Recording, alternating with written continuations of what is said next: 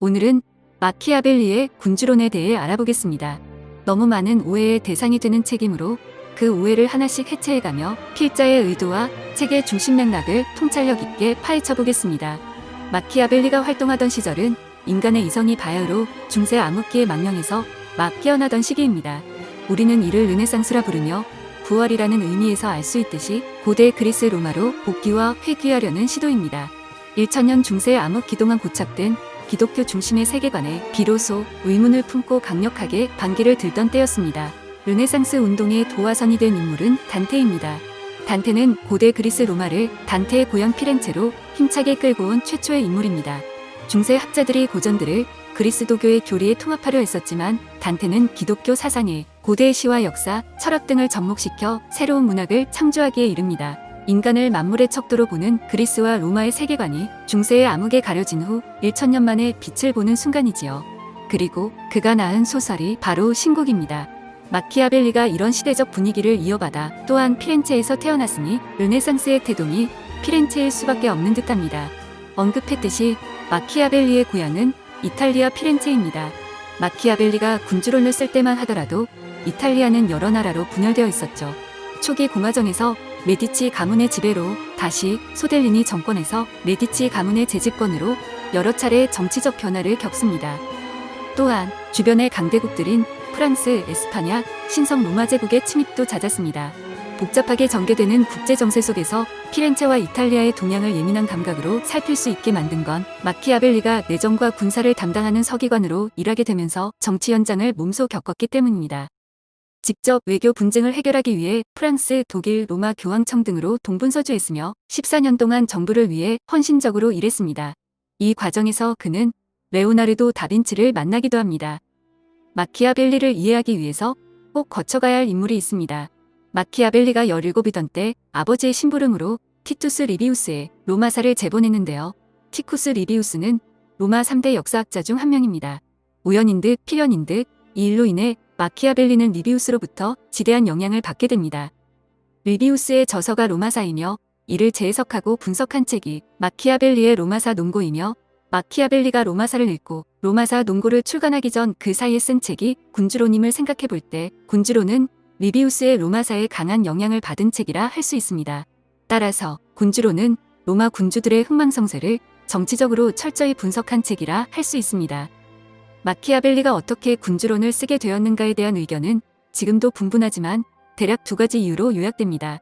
앞서 언급했듯이 마키아벨리가 군주론을 집필할 당시 이탈리아는 강력한 중앙 집권 국가로 뭉쳐있지 못하고 여러 소국으로 분열되어 있어 힘이 약해진 상태였습니다. 반면 프랑스나 스페인 등은 저마다 중앙 집권 체제를 완비한 뒤 군사력은 보잘것없지만 경제 문화적으로는 풍부한 땅인 이탈리아를 누리게 되는데요. 이로 인해 벌어진 전쟁이 이탈리아 전쟁입니다. 이러한 현실을 맞아 마키아벨리는 하루빨리 이탈리아가 타국의 지배로부터 벗어나야 한다고 주장하며 그를 위해 군주론을 집필하기에 이릅니다. 이는 마지막 챕터인 야만족으로부터 이탈리아를 해방시키기 위한 권고에서 드러납니다. 질이 멸렬한 조국의 현실과 찬란했던 고대 로마 공화정과의 간극이 너무나 컸고 자신이 생각했던 바를 구체화함으로써 국가를 위해 훌륭한 타개책을 제시할 수 있으리라고 믿었기 때문이지요.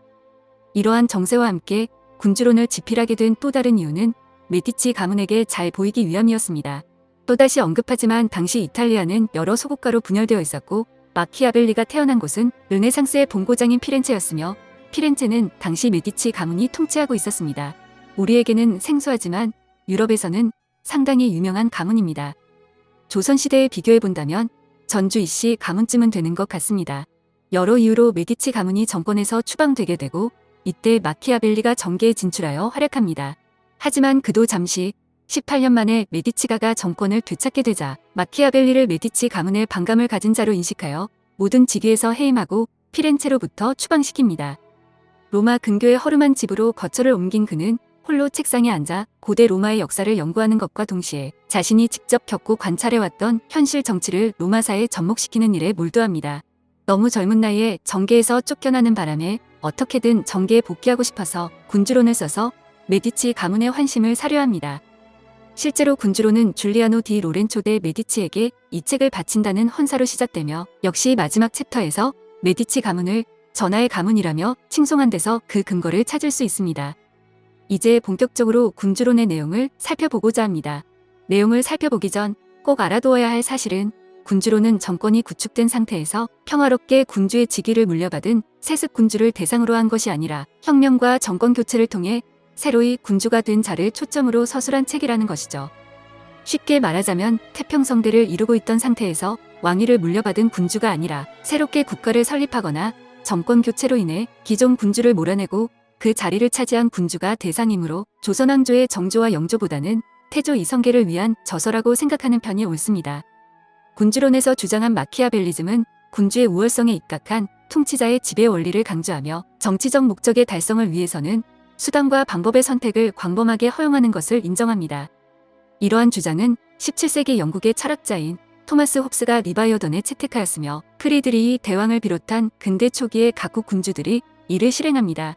그러나 이러한 주장은 권력을 잡기 위해서는 뭐든지 해도 된다는 식으로 해석되어 버려 당시의 카톨릭적인 사상에 반한다고 판명되어 결국 교황청에 의해 금서로 지정됩니다. 또한 이후의 독재자들이 주로 사용하는 레퍼토리가 되고 그 결과 마키아벨리즘, 마키아벨리스트라는 알 수 없는 단어까지 발생합니다. 그리고 지금까지도 이런 인식으로 널리 알려진 편입니다. 도대체 군주론은 어떤 내용을 담고 있기에 이러한 오해를 사고 있는지 논란의 문장을 몇 가지 추려보았습니다. 민중이란 머리를 쓰다듬거나 없애버리거나 둘 중에 하나를 택해야 한다. 왜냐하면 사람은 사소한 모욕에 대해서는 보복하려고 하나 너무나 엄청난 모욕에 대해서는 감히 보복할 엄두를 내지 못하기 때문이다. 가해 행위는 한 번에 끝내야만 한다. 그렇게 해서 짧은 시일 내에 끝내면 그만큼 민중의 분노도 쉽게 사라진다. 반대로 은혜는 민중이 오랫동안 음미하도록 조금씩 베풀어야 한다.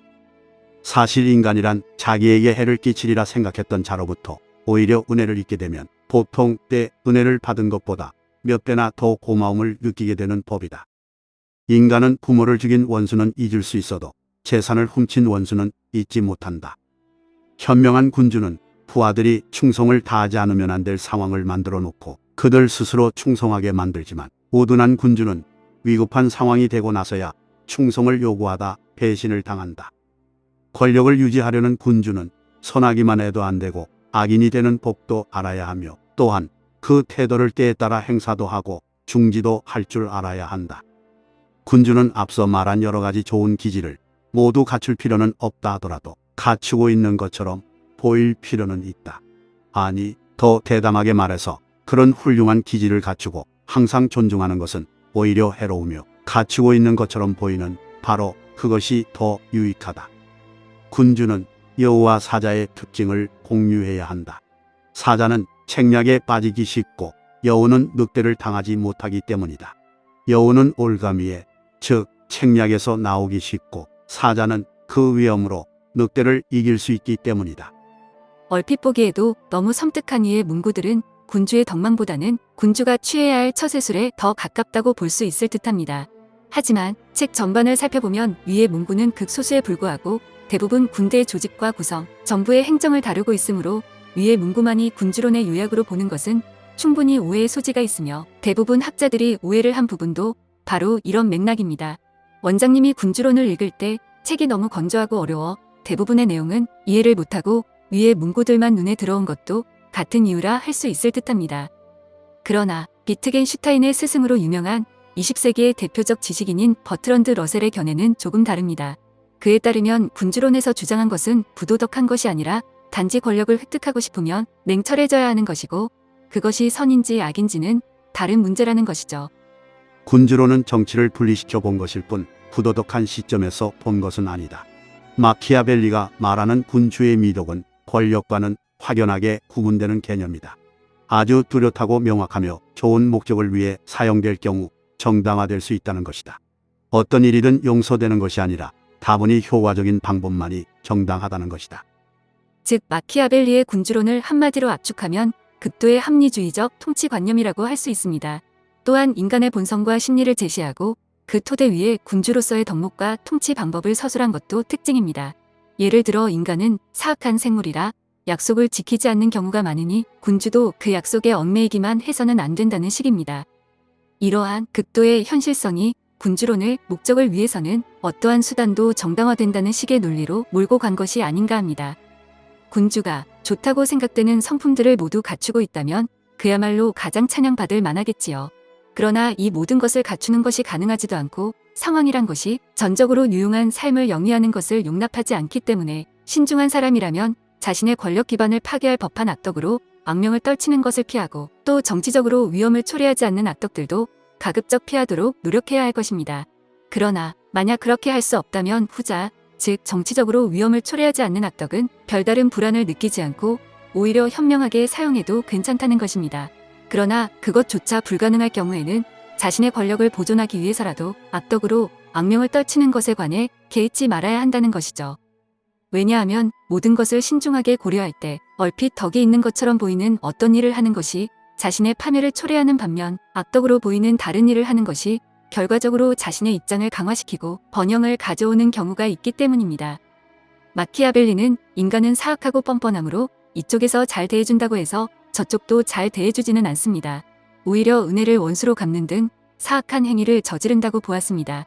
그런 놈들은 관용을 베푼다고 마음을 고쳐먹지 않는 경우가 허다하니 차라리 권모술수나 무력으로 제압하라는 뜻이지요. 즉 일부 사악한 사람들을 제멋대로 하게 놔둬서 다수를 피해 입히기보다는 그들을 처벌하고 제압하여 더 큰 정의를 실현시키라고 주장합니다. 명성을 얻는 법, 평판을 획득하고 유지하는 법, 위험에 대처하는 법, 불리한 상황을 극복하는 법, 상황에 대한 오판이 초래하는 역량 등은 훌륭한 처세술을 전수받는 느낌도 갖게 만듭니다. 이 책에서 가장 유명하고도 긴 장인 음모의 대하여를 읽으면 마치 삼국지의 제갈공명이 군주론을 쓴 듯한 착각마저 들 정도입니다. 군주론을 쓴 마키아벨리는 어찌 보면 권력의 진실을 한치의 거짓도 없이 솔직하게 말했을 뿐이었습니다. 그는 합리적이고 덕성 높은 사람이었으며 인간을 미워하지도 않았고 사람들과 잘 어울려 지낸 지극히 성실한 사람이었습니다. 하지만 그는 여전히 권모술수와 음모와 책략의 대가로만 인식되는 게 현실이지요. 분당의 어느 학교 고등 내신 문제에서도 그렇게 다루어 문제가 된 적도 있었습니다. 마키아벨리의 참모습을 발견한 많은 사람들이 그 점에 대해 억울해해도 충분한 그런 인물이 바로 마키아벨리입니다. 델타포스라고 아시나요? 세계 최고 특수부대인 미국의 델타포스를 통과하기 위한 마지막 관문인 사막 생존훈련에서 홀로 견뎌야 하는 그에겐 어떠한 식량과 무기도 주어지지 않습니다. 그에게 주어지는 것은 딱 한 권의 책입니다. 마키아벨리 군주론입니다. 갈증과 굶주림, 이성의 마비 상태에서 마키아벨리의 성찰을 학습해내라는 것입니다.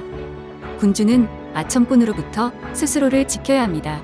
그런데 아래 사람의 의견에 경청하지 않는 군주 밑에서는 아첨꾼이 생겨납니다. 이제 세계 최고의 군대 리더가 되어 아래 사람에게 눈치만 주어 아래 사람이 할 말을 못하고 리더의 말에 무조건적 동의만 하도록 허용해서는 안 됩니다. 군주의 그릇은 자신보다 똑똑한 부하를 얼마나 데리고 있느냐로 가늠할 수 있다고 합니다. 부하들을 한없이 사랑해서도 안 되며 너무 엄격하게 학대해서도 안 되며 경청은 하되 묵묵히 균형 잡힌 의사결정을 내리는 그런 리더가 되는 깨달음을 얻으라는 의미입니다. 원장님이 몇 년 전 피렌체에 갔을 때 가장 가보고 싶었던 곳이 마키아벨리의 생가였습니다. 하지만 막상 가보니 마키아벨리의 생가는 사라지고 없고 그곳이 어디인지조차 아는 사람이 없었습니다. 결국 인터넷에 사진 한 장만으로 비슷한 곳을 찾아 몇 시간을 헤맨 끝에 마키아벨리의 생가가 있던 곳에 자리한 조그마한 상점을 찾게 됩니다. 이 사진이 그때 찍은 사진입니다. 그리고 상점 주인이 이곳이 마키아벨리의 생가가 있던 곳이라고 확인해 주었습니다. 메디치 가문의 헌정한 군주론이 인정이 되었을까요? 당시 군주는 마키아벨리의 군주론을 쓸데없는 책으로 치부하고 그를 끝내 복귀시키지 않습니다. 그렇게 그는 쓸쓸한 말년을 보내고 1527년 6월 사망합니다. 그리고 이후 전 세계 수많은 군주들이 권력을 획득하기 위해 군주론을 정독합니다. 군주론은 민중을 위한 책이 아닙니다. 권력을 획득하기 위한 군주를 위한 책임을 꼭 기억하고 리더가 되고 싶다면 비판적 사고로 군주론을 정독하고 현명하고 정의롭게 사용하기 바랍니다. 수고하셨습니다.